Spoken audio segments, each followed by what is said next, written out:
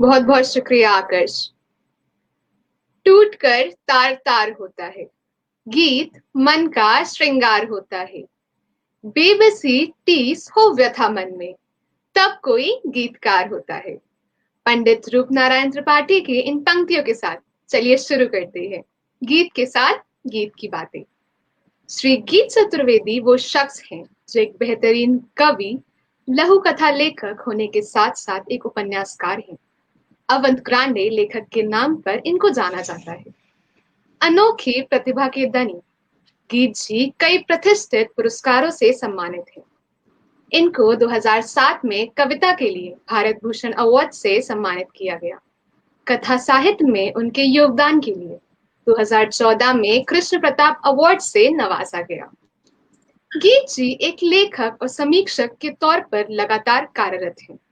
ये बताते हुए अत्यंत हर्ष हो रहा है कि 2011 में देश के प्रतिष्ठित अखबार द इंडियन एक्सप्रेस ने देश के 10 सर्वश्रेष्ठ लेखकों की सूची में गीत जी को शामिल कर इनके काम को सराहा। बताती चलूं कि विश्व भर की 22 भाषाओं में इनकी कविताएं अनुवादित की जा चुकी हैं। पाब्लो नेरुदा जैसे बेहतरीन कवियों की कविताओं को हिंदी में अनुवाद करने का काम भी ये कर रही हैं। गीत चतुर्वेदी जी, आपका बहुत बहुत स्वागत है। हमारी अगली अतिथि वो हैं जिनका संबंध देश के प्रतिष्ठित संस्थान films and television institute of India से है। नैनी दीक्षित जी ने एफटीआईआई से शिक्षा ग्रहण की है। स्पेशल 26, क्वीन, डेली बेली जैसी फिल्में तथा कई लोकप्रिय टीवी सीरियल्स में इन्होंने बेहतरीन काम करा है। नैनी जी एक अच्छी कलाकार होने के साथ साथ कथक जैसी खूबसूरत नृत्य विधा में भी निपुण हैं। इन्होंने नसीरुद्दीन शाह, रजा मुराद जैसे महान विभूतियों के साथ मिलकर कई वर्कशॉप कराई हैं। आपका बहुत बहुत स्वागत है। और मैं थैंक यहाँ के दर्शकों को बताना चाहूंगी कि नैनी दीक्षित जी की आवाज में आपको कविताएं और कहानी गाथा आप पर मिल जाएंगी। मैं नैनी दीक्षित जी से अनुरोध करूंगी कि आए और इस कार्यक्रम को आगे लेकर के जाएं। बहुत बहुत शुक्रिया। You Akanksha, thank you very much. गीत जी आज हमारे सामने पेश है यहाँ पर, और मैं जब गीत जी को नहीं जानती थी पर्सनली, मैंने जब पहली उनकी कुछ पंक्तियां पढ़ी थी, जिसमें एक मुझे थोड़ी याद आती है कि प्रेम में डूबी स्त्री का चेहरा बुद्ध के जैसा दिखता है, तो मुझे लगा ये कौन है, मतलब ऐसी बात कौन लिख सकता है सडनली। और फिर मैंने उनको सोशल मीडिया पे फॉलो करना शुरू किया। उसके बाद तो मैं धीरे धीरे धीरे धीरे उनकी लिखी रचनाएं पढ़ती गई, उनके सोशल मीडिया हैंडल्स पर वो जो कुछ भी पोस्ट करते थे वो मैं पढ़ती गई। और गीत जी के लिए मैं एक ही बात कहूंगी जो मुझे पर्सनली उनके लिए लगती है, कि अज्ञेय के बाद अगर मैंने किसी को छंद मुक्त कविता इस तरह की लिखते पाया है, जिसमें कि आप रो भी दें और साइमल्टेनियसली हंस भी दें, it is a rare combination. तो गीत भाई, आपका स्वागत है, और मैं सबसे ज्यादा इलेटेड हूं कि मैं आपको इंटरव्यू कर रही हूँ। मेरे लिए ये बहुत ही बड़ी बात है, क्योंकि मैं आपकी ऐसी मुरीद हूं कि मैं आपको क्या बताऊं।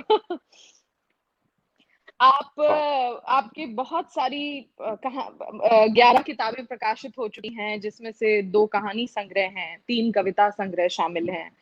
और जैसा कि मुझे पता है कि आपका जन्म बंबई में हुआ था, 27 नवंबर 1977 में आपका जन्म मुंबई में हुआ था।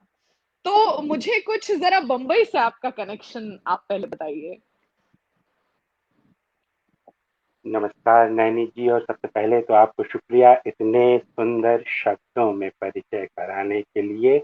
ये जो प्रशंसा का भाव है ये बहुत म्यूचुअल है, क्योंकि मैं भी आपकी कला और अभिनय और इस पूरी विद्या को फैलाने में जिस तरह से आप प्रयास कर रही हैं उनकी सराहना करता हूँ। Thank you. मुंबई के साथ मेरा संबंध, जैसा कि आपने बताया, मेरा जन्म ही मुंबई में हुआ है। जी। पढ़ाई लिखाई, परवरिश, प्यार मोहब्बत, जिंदगी में जो भी चीजें पहली बार हुई थी वो सब मुंबई में हुई थी। अपनी जिंदगी की शुरुआती 23 साल मैंने मुंबई में गुजारे। मुंबई की लोकल ट्रेनों में चलते हुए, समंदर के किनारे रहते हुए, जो एक महानगर के भीतर बहुत सारे गांवों की उपस्थिति को महसूस करते हुए। तो हर व्यक्ति का किसी न किसी शहर के साथ रिश्ता होता है और हर लेखक के भीतर कोई न कोई शहर पंक्ति बनकर, अनुच्छेद बन करके बह रहा होता है। तो मुंबई के साथ मेरा रिश्ता ऐसा है कि मेरे भीतर वो पंक्तियां बन करके बहता है। अच्छा जी। अच्छा, और ऐसे ही बम्बई की बात को अगर मैं शामिल करूं, तो इनिशियली तो मैंने आपको सोशल मीडिया पर ही देखा, और फिर तो मैंने आपको ऐसा फॉलो किया कि मैं आपके पीछे ही पड़ गई। आपने मुझे एक किताब भी भेजी, खुशियों के गुप्तचर, और इसमें कुछ कविताएं हैं जो मेरी अपनी पर्सनल फेवरेट हैं। अपार्ट फ्रॉम दिस, न्यूनतम मैं, और टेबल लैंप, अधूरी चीजों का देवता। अब देखिए, ये नाम ही ऐसे हैं, अधूरी चीजों का देवता, न्यूनतम मैं, कि ये असल साहित्य का जो लोग रस लेना जानते हैं उनको ये सोचने पर मजबूर करेंगे कि आपकी किताबों के संग्रह के नाम इतने आत्मभेदी हैं, तो आप कैसे ये डिजाइन करते हैं कि इसका नाम अधूरी चीजों का देवता हो या न्यूनतम में, खुशियों के गुप्तचर। ये जो नाम है, इन्होंने मुझे बहुत पर्सनली फैसिनेट किया है, तो मुझे प्लीज इनके बारे में आपसे जानकारी लेनी है। देखें तो हर नाम की अपनी एक कहानी है। जैसे खुशियों के गुप्तचर, जी अब अ, ये एक कविता का शीर्षक है। इसी शीर्षक की कविता इस किताब में है, लेकिन उस कविता के भीतर ये पंक्ति कहीं नहीं आती है। खुशियों के गुप्तचर एक पंक्ति के रूप में किताब में कहीं नहीं है, सिर्फ शीर्षक के रूप में है। दरअसल जब हम अपने जीवन में देखते हैं बहुत सारे लोगों को, वो अपनी मौन उपस्थिति से बिल्कुल खामोशी के साथ अपने तमाम कामों में लगे रहते हैं और उन कामों के जरिए हमारे जीवन में खुशियां भेज देते हैं। वो लोग कौन होते हैं? हमारे चारों तरफ होते हैं। वो एक तरह से अनसंग हीरोज होते हैं। तो उन्हें देखते हुए मेरे मन में ये बात आती थी, ये हमारी जिंदगी में खुशियां भेज रहे हैं। सबसे पहले ये शीर्षक जो अंग्रेजी में आया था कि क्या ये सीक्रेट एजेंट्स ऑफ जॉय हैं, क्या ये एक किस्म की जॉय डिटेक्टिव्स हैं। वो जो शब्द है जॉय डिटेक्टिव्स, ऐसा शब्द, वो फिर मैं अपनी भाषा में उसको मैंने खुशियों के गुप्तचर का नाम दिया।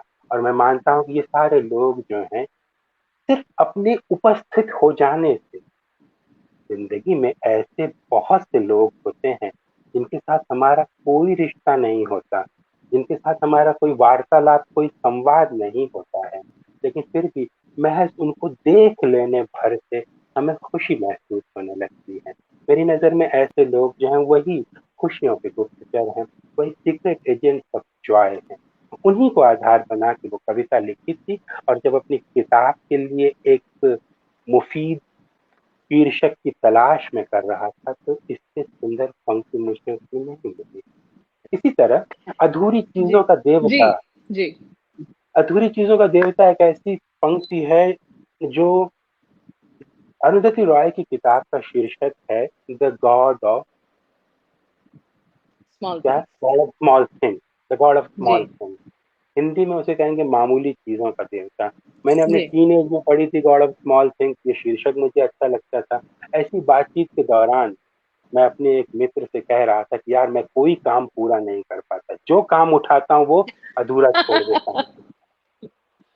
वो फैज वाली पंक्ति है ना, कुछ इश्क किया कुछ काम कुछ किया। काम किया। बिल्कुल वो चीज तो मेरे जीवन में, जैसे कि फैज साहब मेरे लिए ही लिख के गए थे। नॉवल लिखना शुरू किया, अधूरा छोड़ दिया। दूसरा नॉवल लिखना शुरू किया, उसको भी अधूरा छोड़ दिया। तीसरा नॉवल लिखना शुरू किया, उसको भी अधूरा छोड़ दिया। किताबें बनाई, वो अधूरी छोड़ दी। प्रोजेक्ट हाथ में लिए, वो अधूरा छोड़ दिया। जिंदगी के ज्यादातर काम मैंने अधूरे छोड़े। तो मैंने अपने उस दोस्त को मजाक मजाक में कहा, यार अरुंधति रॉय ना वो गॉड ऑफ स्मॉल थिंग्स बनाती है, लिखती है, और मैं जो हूँ अपने आप में गॉड ऑफ इनकम्प्लीट थिंग्स हूँ।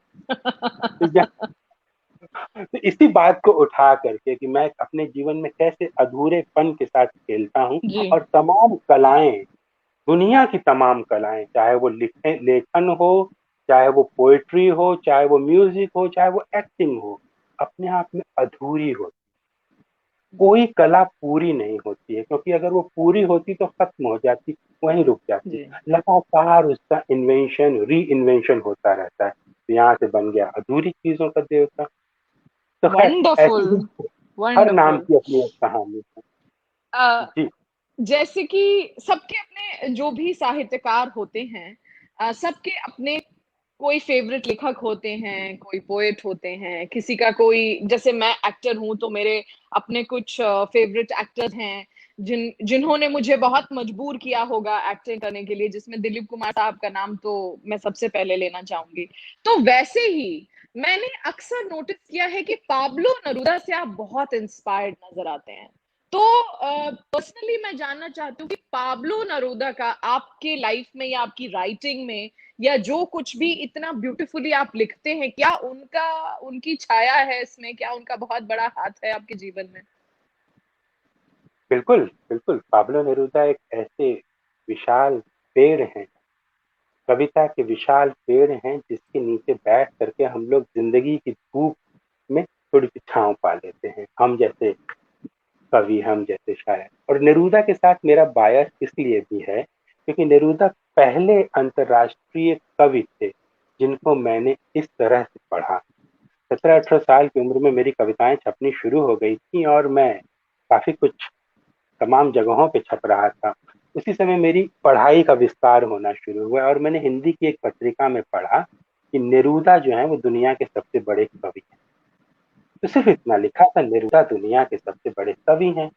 अब उन्हें पढ़ के मैं परेशान हुआ, मुझे लगा शायद कोई बंगाली का कवि है, क्योंकि ये दा जो है ये बंगाली लोगों में लगता है, फेलुदा, माणिक दा, सौरभ दा, ये दा वो दा।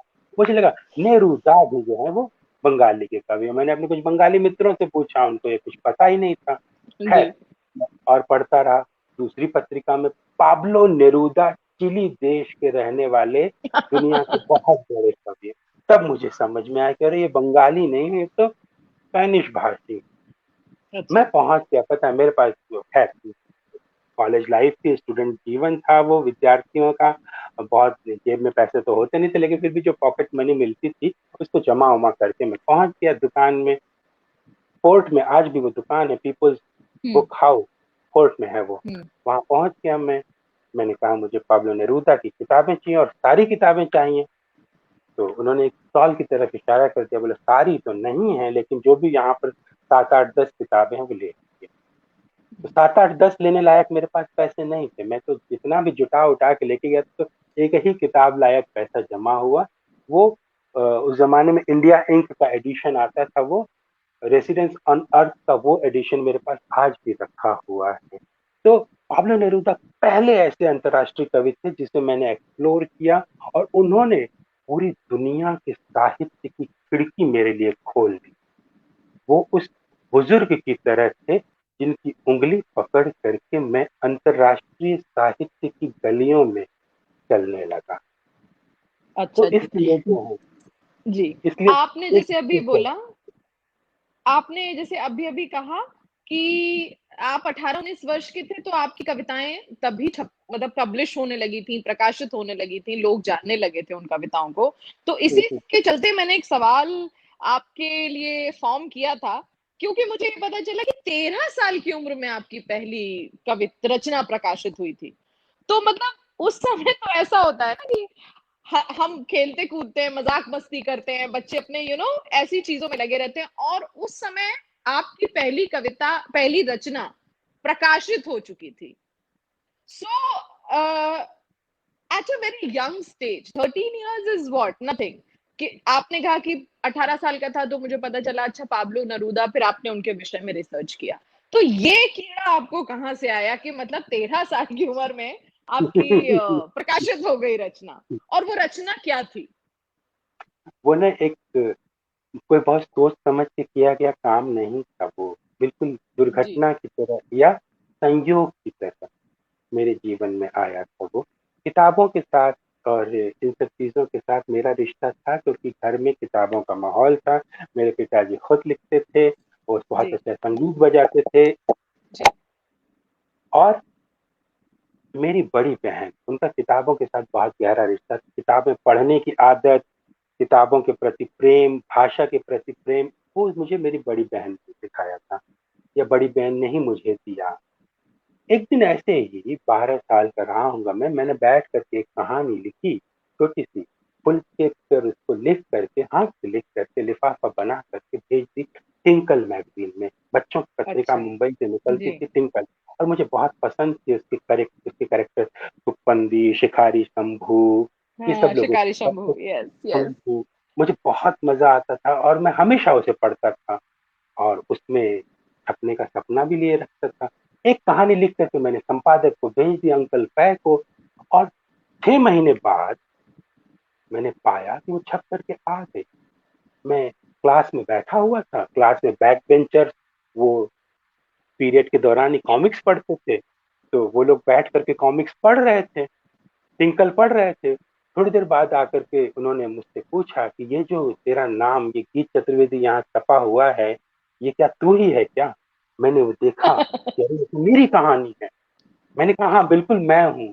तब मुझे पता चला कि ये कहानी छप करके आ गई है। मैं बहुत खुश हुआ और एक तरह का अफर्मेशन, या जिंदगी होती है ना, आपको सिग्नल्स देती जी है। मुझे लगा कि जिंदगी ने मुझे सिग्नल दे दिया है। जहाँ छपने के लिए लोग लाइन लगा के खड़े रहते हैं, वहां मैंने बिल्कुल अनजाने ही एक चीज भेज दी और छप करके आ गया हूँ। तो बस यही वंडरफुल। है, जिंदगी ने यही मेरे लिए लिख रखा है कि तुम लिखो। सो जब आपकी ये छप कर आ गई, टिंकल में आई, और फिर उसके बाद आपने देखा कि अरे ये तो मतलब आई एम श्योर कि बड़ा ही इलेटेड मोमेंट होगा वो आपके लिए। फिर उसके बाद क्या कोई ऐसा गैप आया, या आपने लिखना जारी रखा, या जैसे आपके माँ बाप ने कभी ये डंडा नहीं लिया आपके लिए कि किताब में, पढ़ाई लिखाई में ध्यान दो, ये क्या, ये सब में क्या लगे हो? बिकॉज एक एक हमारा सोसाइटी का एक ढांचा ऐसा है ना कि पढ़ाई लिखाई कर लो और नौकरी लग जाए। तो और 13-14 में तो वैसे भी आप बच्चा 10वीं 12वीं 9वीं ऐसे में होता है। तो ये इस तरह की बातें नहीं हुई आपके घर में? मैं दरअसल बहुत पढ़ाकू किस्म का बच्चा था और अच्छा। मेरी पढ़ाई का टेरर रहता था। टेरर इस हम्म। तरह से कि मैं अपना भी पढ़ लेता था और दूसरों का भी पढ़ लेता था। तो जिस समय में लोग केवल अपना काम करते थे, अगर मैं 8वीं में हूँ तो सिर्फ 8वीं का ही नहीं पढ़ता था, 9वीं का भी पढ़ लेता था। कई बार तो मैं 10वीं की किताबें भी उठा करके पढ़ लेता था। साल साल भर साल भर का सिलेबस टीचर को पूरा करने में साल भर लगते थे, मैं 2 महीने में पूरा सिलेबस खत्म कर देता था। सिलेबस खत्म करके बैठ गया, अब बाकी एग्जाम के दिन कौन पढ़ेगा। मैं इस तरह का था और बहुत लोग आतंकित रहते थे मेरी पढ़ाई से। कई बार स्कूल में ना मुझे मेरे सारे दोस्त मुझसे झगड़ा करते थे, क्योंकि टीचर एक बार पूछता था समझ में आ गई ये बात, मैं सबसे पहले बोलता था हाँ समझ में आ गई। बाकी लोगों अच्छा। को समझ में आए या ना आए, तो टीचर जो है मेरी बात सुन करके आगे बढ़ जाते थे, या हम्म। मैं खड़े होकर के एक्सप्लेन करता था सारे बच्चों का प्रतिनिधि बन करके, देखो जी। पूरी क्लास को समझ में आ गई, तो और लोग मुझसे चिढ़ते थे। तो एक किस्म का टेरर था। तो मेरे घर वाले भी ये बात जानते थे कि ये स्कूली पढ़ाई तो कर लेगा, कर लेता है ये। तो अच्छा। अगल बगल की जो ओके। पढ़ाइयाँ हैं, बस, लेकिन एक नजर मुझ पे ना बहुत नजर रखी जाती थी कि पढ़ क्या रहा है। जैसे मुझे अच्छा। याद है, मैंने आज तक कभी कोई जासूसी उपन्यास नहीं पढ़ा। अच्छा। और बचपन में, उस उम्र में, 14-15 की उम्र में, मेरे आसपास के तमाम लोग जो हैं वो वेद प्रकाश शर्मा और सुरेंद्र मोहन पाठक पढ़ा करते थे।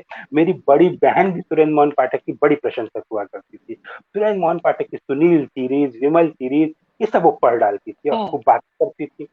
एक दिन मैंने भी उठाई कि मैं अब सुरेंद्र मोहन पाठक पढ़ूंगा, और मैंने 2 या 3 पन्ने पढ़े थे कि मेरे पूरे घर में हंगामा मच गया। ये क्या पढ़ रहा है, क्या पढ़ रहा है, ये बिगड़ अच्छा। जाएगा, ये बिगड़ जाएगा। और उसके बाद मुझे बहुत प्यार से समझाया गया कि तुम अच्छे बच्चे हो, तुम प्रेमचंद पढ़ा करो, सुरेंद्र मोहन पाठक फिर तो मुझे ऐसा लग रहा है कि मेरा और आपका कोई सोल कनेक्शन है, क्योंकि क्योंकि ये अब घर में मेरे यहाँ भी आसपास में लोगों को पहले ऐसा हुआ करता था ना कि आप किराए पर ले आते थे कॉमिक, वो सुरेंद्र में। मोहन पाठक का नॉवल, तो अब बच्चों को भेज दिया जाता था लिख के नाम कि ये ले आओ, तो मैं लेकर आती थी और मुझे लगता था ये ऐसा क्या है इसमें कि 2 दिन में मम्मी एकदम चाट देती हैं, उसे खत्म कर देती हैं।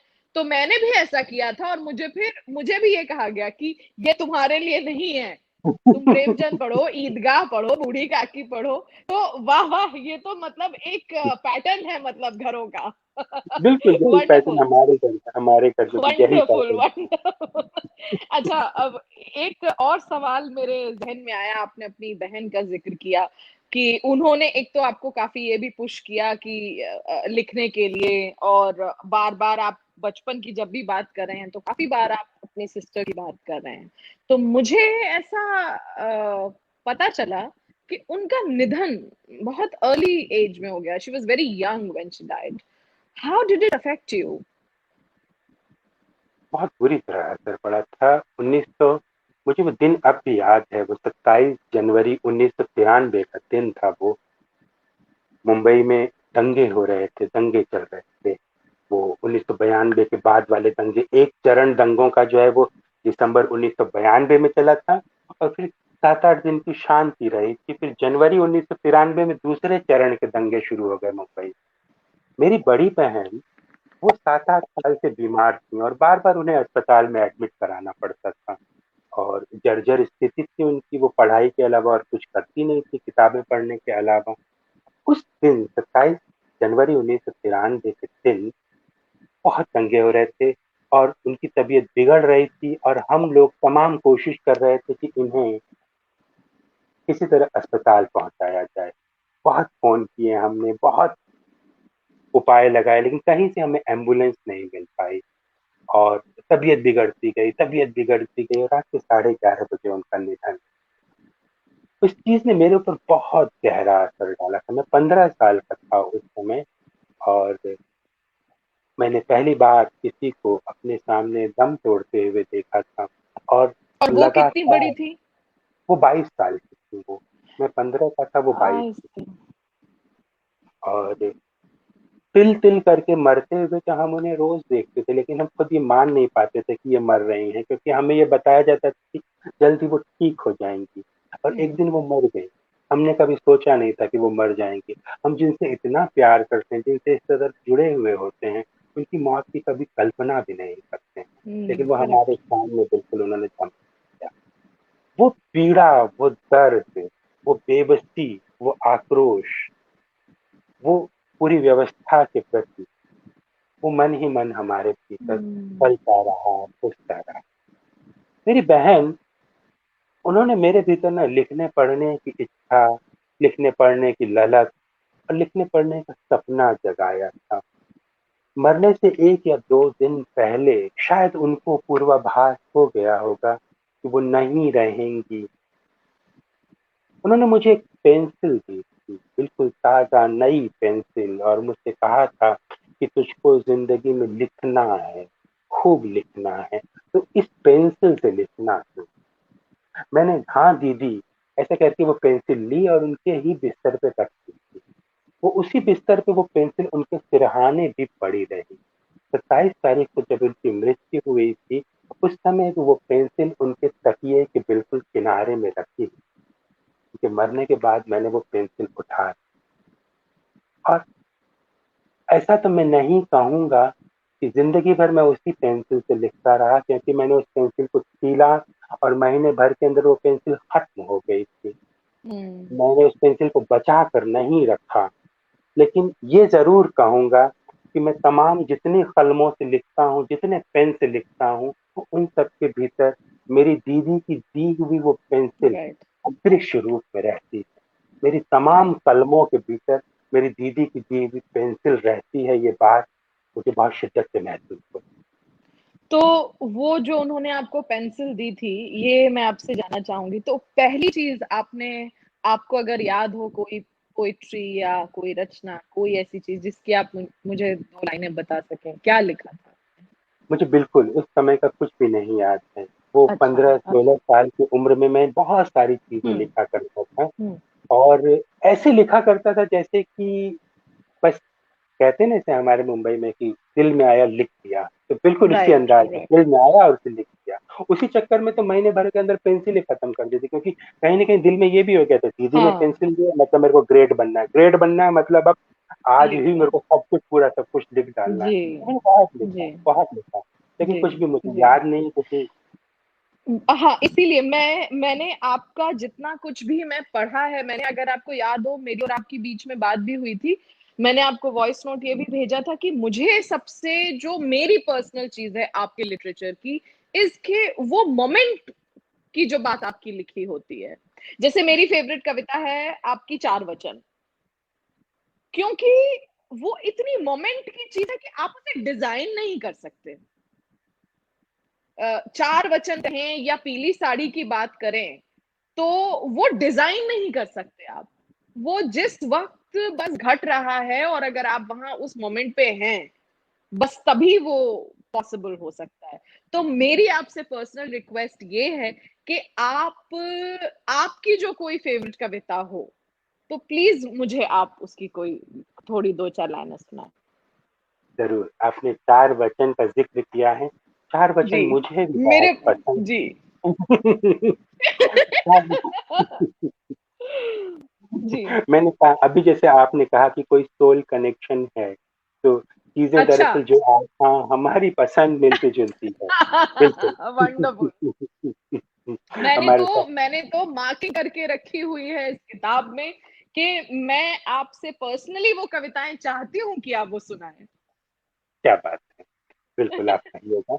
सबसे पहले तो मैं चार वचन की ये चार पंक्तियां जरूर, पढ़ूंगा जरूर। जो मुझे पसंद है, और मैंने इस कविता पर इसलिए भी कहूँ कि सिर्फ चार पंक्तियां हैं, लेकिन जैसा कि जी, आपने कहा क्षण को पकड़ने वाली बात, तो हम क्षण को लिखने की कोशिश करते हैं, क्षण को लिखना चाहते हैं, लेकिन ये क्षण भर का काम नहीं होता है। कई बार एक क्षण को पकड़ने में पूरी जिंदगी निकल जाती है।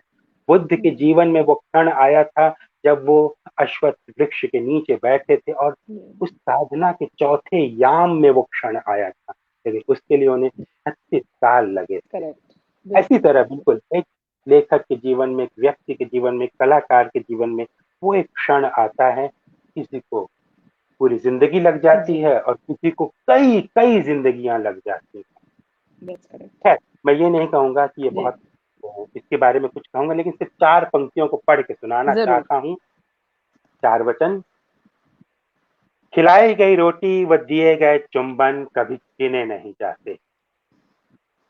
खिलाई गई रोटी व दिए गए चुंबन कभी गिने नहीं जाते।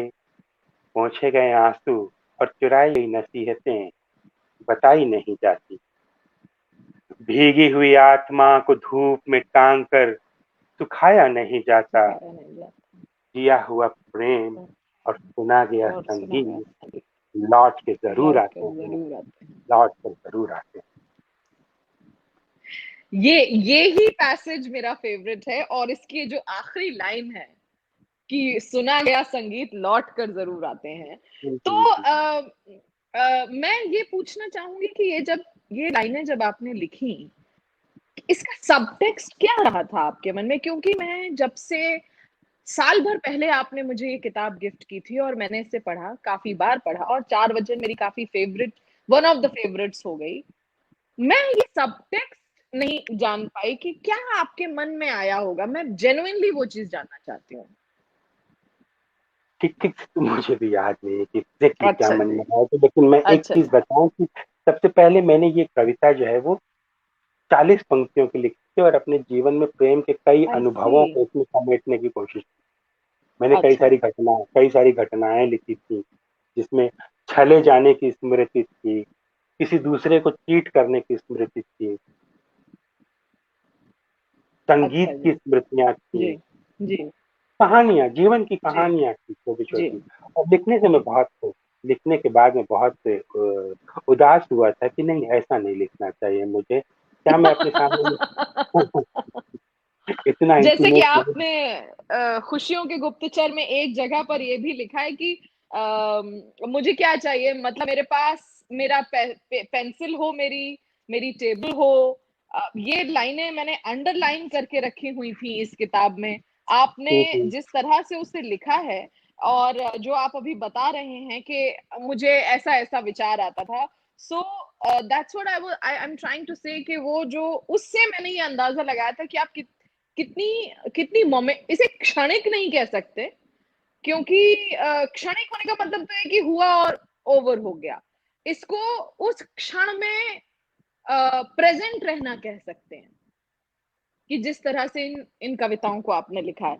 तो पहली कविता आपकी जो प्रकाशित हुई थी वो तो आपको आई एम श्योर कैसे नहीं याद होगा, लेकिन मैं ये जानना चाहती हूँ कि पहला काव्य पाठ, क्योंकि कविता लिखना तो एक लेखक के लिए तो इससे बड़ी बात क्या होगी कि वो प्रकाशित हुई, लेकिन उसका भी एक ऊंचा पायदान ये होता है कि अब जैसे मैं एक्टर हूं तो एक्टिंग करना मेरे लिए बहुत बड़ी बात है, लेकिन उस एक्टिंग के लिए अवार्ड मिल जाना या उस एक्टिंग के लिए उसको देख कर दूसरा काम मिलना, इलेटेड होने का मोमेंट होता है, तो वो मोमेंट आपका कब था? ये बहुत सुंदर सवाल है और इसको इसको सुनते न कई सारी स्मृतियां जाग गई। जी, और वो कोई ऐसा वैसा अवसर नहीं था, बहुत बड़ा अवसर था, मुझे ऐसा पता चला है।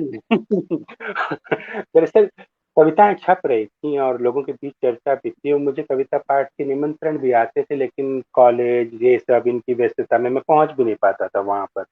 लेकिन एक कार्यक्रम हुआ जिसमें जाने का मुझे बड़ा मन हुआ और मैं उसमें पहुंच भी गया और उसमें मुझे कविता पाठ के लिए इनवाइट भी किया गया।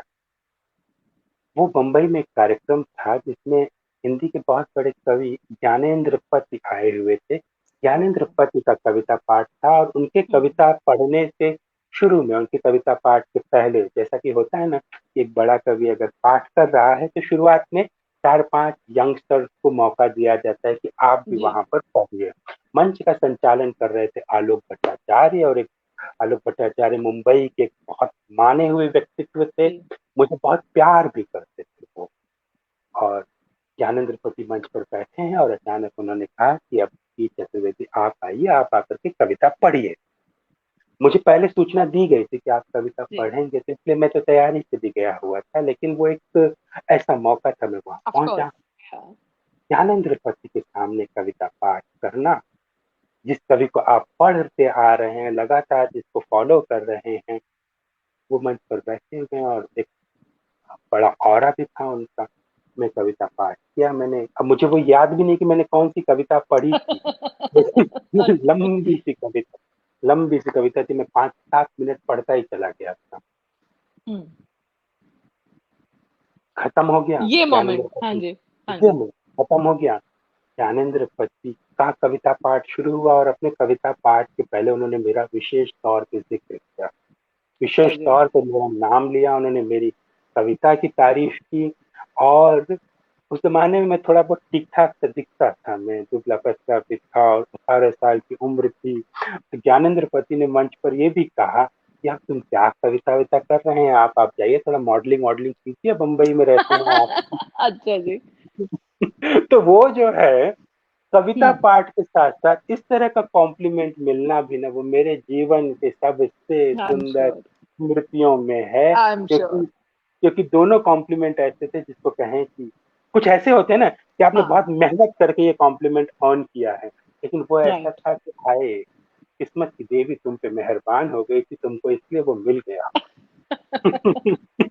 अच्छा, तो इसी के साथ एक और सवाल है कि हम सबको ये पता है कि आपकी जो भी रचनाएं हैं वो काफी भाषाओं में प्रकाशित हुई हैं, 6-7 भाषाओं में वो अनुदित हुई हैं, वो पब्लिश ऑलरेडी हो चुकी हैं। तो जब आपकी इतनी भाषाओं में चीजें प्रकाशित हो रही थी, तो आप सिर्फ पर्टिकुलर अभी तक हिंदी के साथ ही क्यों जुड़े रहे? मतलब I am sure you can opt other languages also, लेकिन सिर्फ हिंदी के साथ जुड़े रहने का कोई खास मकसद? हम्म, बिल्कुल शुरुआत में जब मैं लिख रहा था, एक तो घर की भाषा मेरी हिंदी थी हम्म।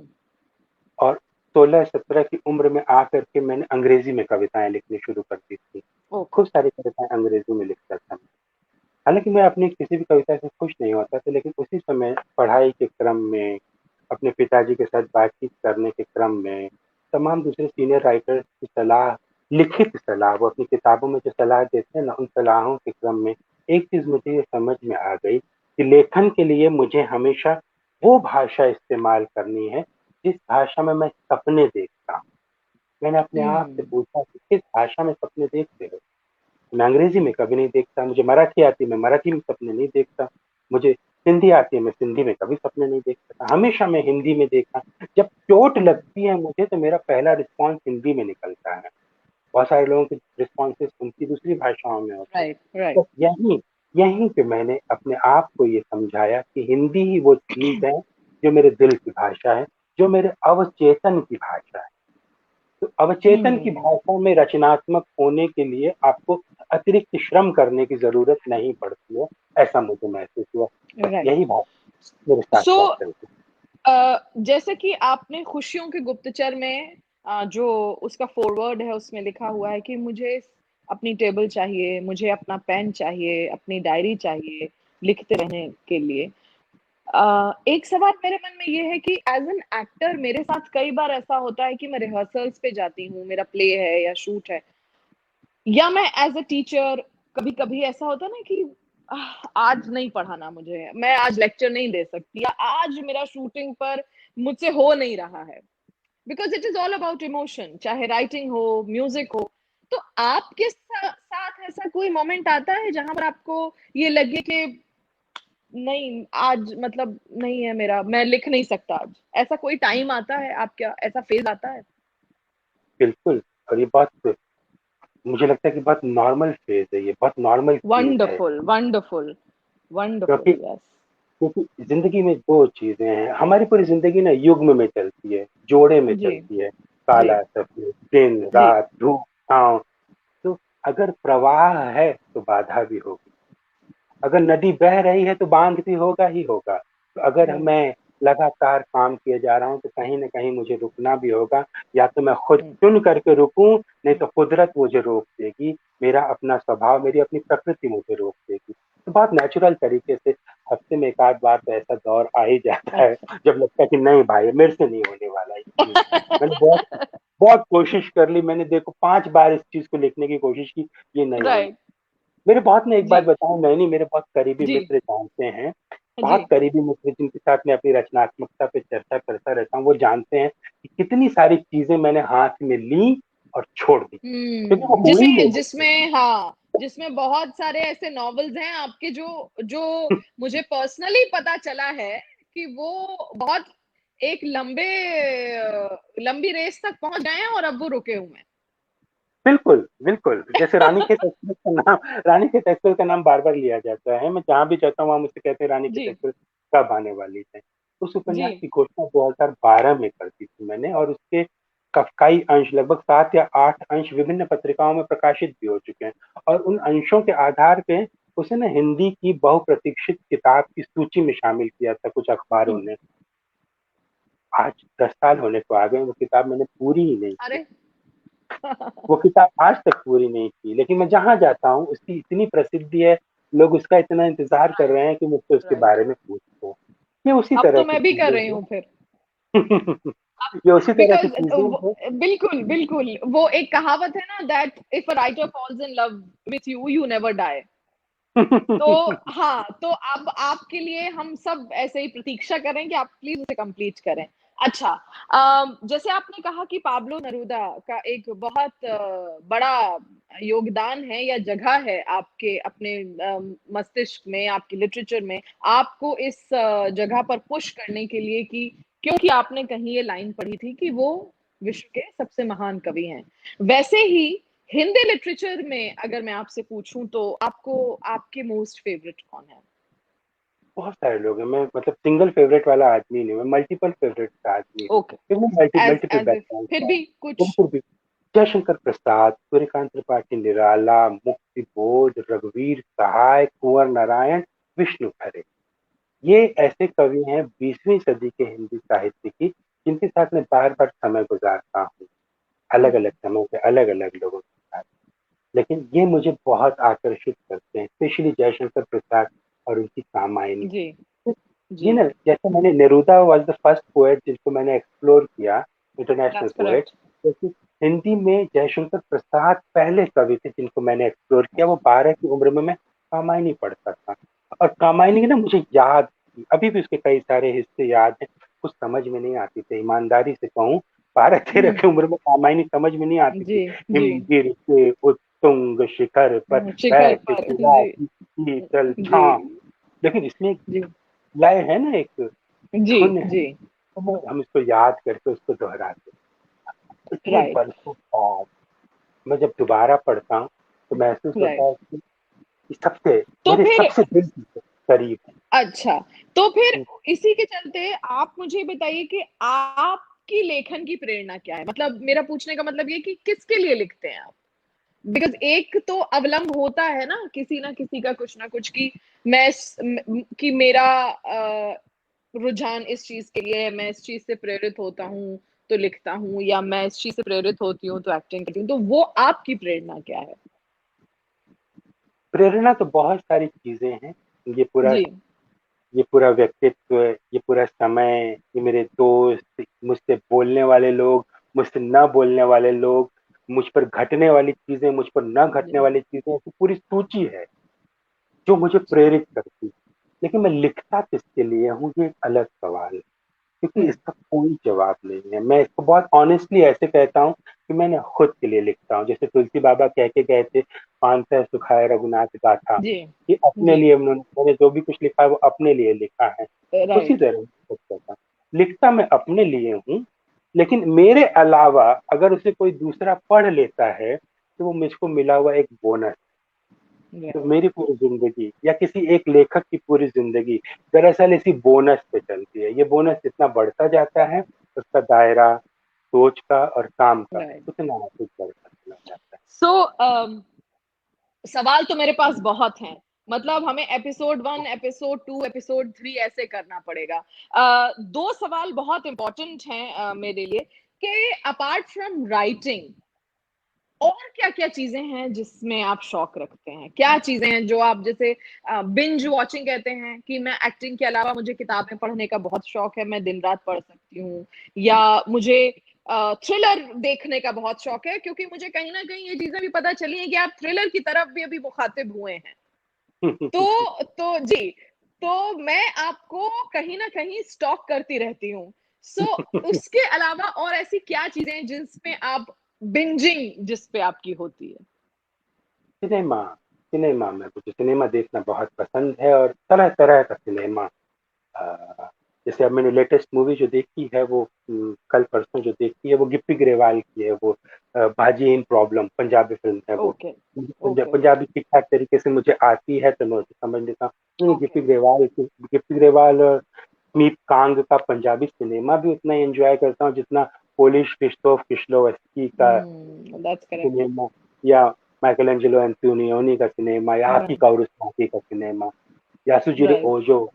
यासुजिरो ओजो मुझे बहुत पसंद है। उनका ओके, सिनेमा बिंज वॉचिंग में, बहुत पुराना सिनेमा है लेकिन वो बिंज वॉचिंग करता हूँ। थोड़ा बहुत पेंटिंग में काम में करता है, पेंट ओके, करने की दैट्स कोशिश में करेक्ट। कर लेता और जाते-जाते एक चीज़ और मैं कहूँगी कि जो आजकल युवा हैं, प्लीज़ अब क्योंकि आप यू आर रिप्रेजेंटिंग अस। आज के जो समकालीन लेखकों में you are absolutely representing youngsters, the youths, this community. तो उनके लिए आप जाते-जाते क्या कहना चाहेंगे? हूँ।